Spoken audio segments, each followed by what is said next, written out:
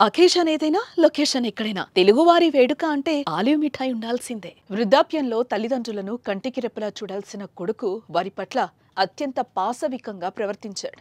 పెంచిన బంధమని మరిచి మృగంలా మారాడు. చెల్లికి ఆస్తిలో వాటా ఇచ్చారన్న కోపంతో డాక్టర్తో ఢీకొట్టి చంపేశాడు.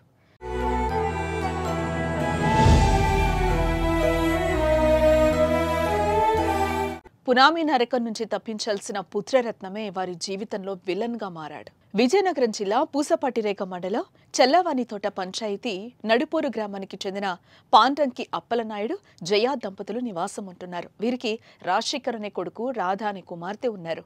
అప్పలనాయుడు 80 సెంట్లు భూమి ఉన్న ఒక చిన్నకారు రైతు. తనకున్న 80 సెంట్లలో కూరగాయలు, ఆకుకూరలు పండించి జీవనం సాగిస్తున్నాడు. కుమార్తె రాధకు 7 ఏళ్ల క్రితం వివాహం చేశారు.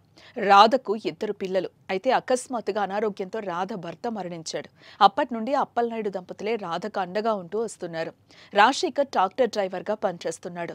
ఇతనికి నెల్లిమర్ల మండలం వల్లాపురంకు చెందిన ఓ యువతితో 2 ఏళ్ల క్రితం వివాహమైంది. వివాహం అనంతరం రాజశేఖర్ చెడు అలవాట్లకు బానిసయ్యి అప్పుల పాలయ్యాడు.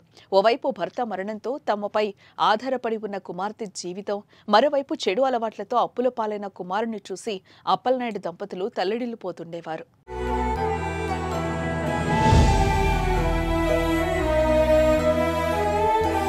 ఇక ఇదిలా ఉంటే అప్పలనాయుడికి ఉన్న 80 సెంట్లు భూమిలో 20 సెంట్లు భూమిని రాధ వివాహ సమయంలో కట్నంగా ఇవ్వగా, చెడు అలవాట్లకు బానిసైన కొడుకు మిగతా భూమిని ఎప్పుడైనా విక్రయించే అవకాశం ఉందని గ్రహించిన మరో 30 సెంట్లు భూమిని కూడా కుమార్తె రాధకి రిజిస్ట్రేషన్ చేశారు. అలా తన 80 సెంట్ల భూమిలో కుమార్తె రాధకు 50 సెంట్లు ఇచ్చారు. ఇది తెలుసుకున్న కొడుకు రాజశేఖర్ తరచూ రాధకు రిజిస్ట్రేషన్ చేసిన భూమిని తిరిగి తనకి ఇవ్వాలని గొడవ పడుతూ ఉండేవాడు. అయినా అప్పలనాయుడు మాత్రం ససేమిరా అన్నాడు. ఈ నేపథ్యంలోనే అప్పుల బాధలు భరించలేక తండ్రి అప్పలనాయుడు వద్ద ఉన్న భూమిని అమ్మటానికి నిర్ణయించుకున్నాడు. అందులో భాగంగా భూమిని చదును చేసేందుకు జేసీబీ ట్రాక్టర్ సహాయంతో పొలంలో పనులు చేస్తున్నాడు. భూమిని విక్రయించేందుకు పొలంలో పనులు చేస్తున్నాడని తెలుసుకున్న అప్పలనాయుడు దంపతులు ఇద్దరు పొలం వద్దకు చేరుకుని కుమార్తె రాధకి ఇచ్చిన భూమిని చదును చేయడాన్ని అడ్డుకున్నాడు.